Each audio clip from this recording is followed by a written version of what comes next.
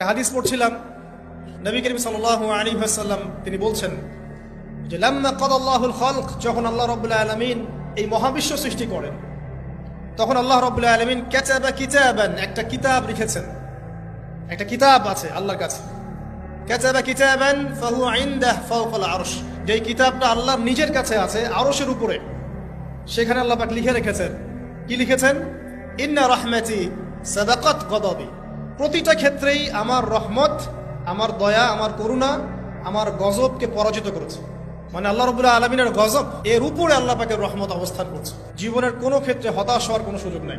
আজকে পারিবারিক ভাঙন বলেন, ব্যক্তি পর্যায়ের আত্মিক ধ্বংসই বলেন, সমাজের বিপর্যয় বলেন, যাই বলেন, পিছনে একটা বড় কারণ আছে।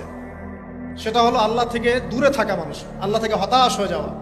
আর এই কাজটা শয়তান করিয়েছে মানুষকে আল্লাহ থেকে দূরে সরানোর জন্য। কিন্তু আল্লাহ রাব্বুল আলামিনের কাছে কেউ যদি যেতে চায়